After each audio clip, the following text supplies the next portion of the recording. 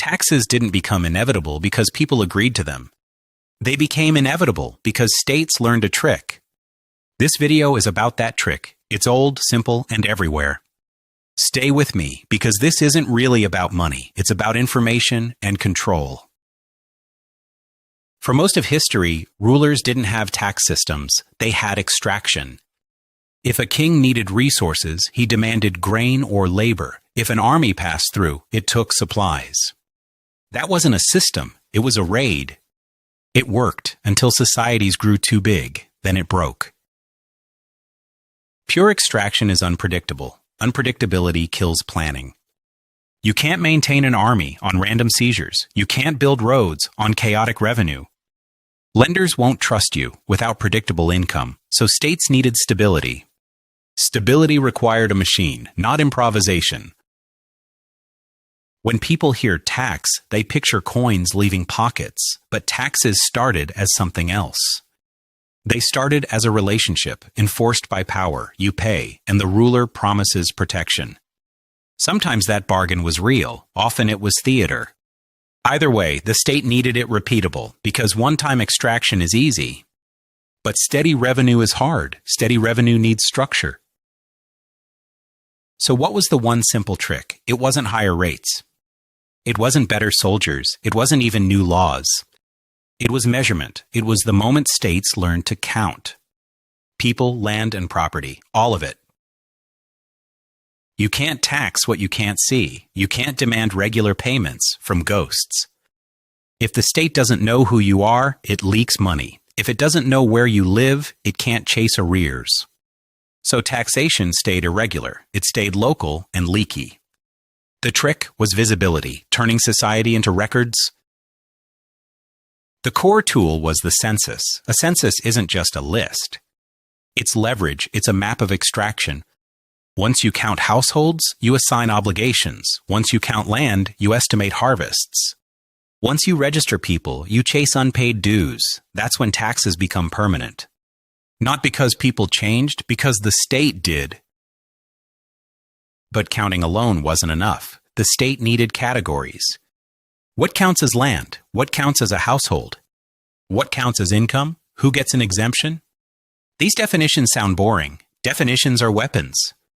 A definition decides who pays. It also decides who escapes. Then came records. A tax system needs memory. Officials change. The system must continue. People move. The system must follow. So states built registries, property records, and identity records. Trade records, too. Once those exist, taxation becomes a process. Now here's the uncomfortable part. Once the state can count, classify, and record, it can do more than tax. It can conscript, it can police. It can regulate markets. It can control movement.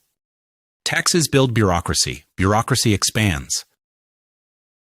That's why taxation scales with state capacity. Small communities enforce things personally.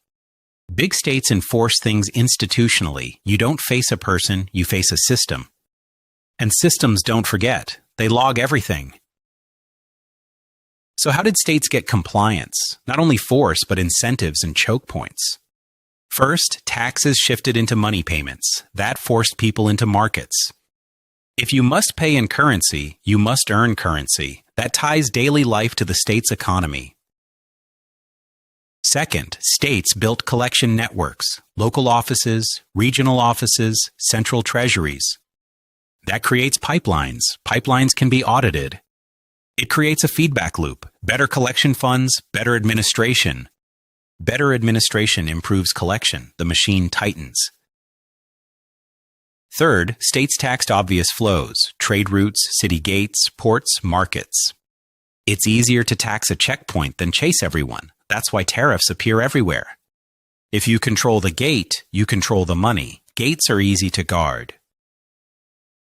War accelerated everything. War demands money fast.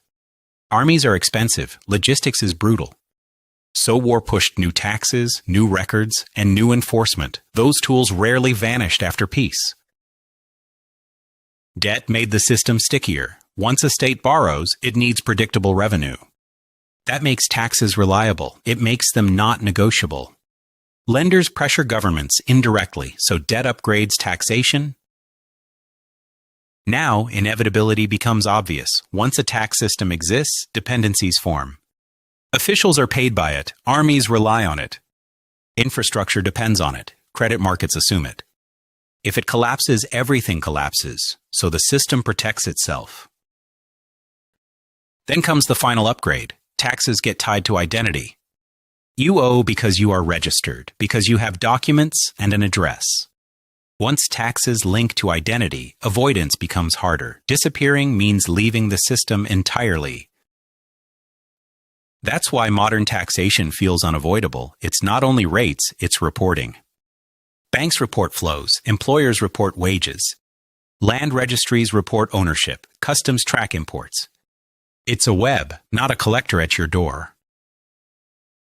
So the one simple trick was administration. Count the population and make it visible. Register property, create records. Then build choke points where money must pass. Ports, gates, markets, payroll systems.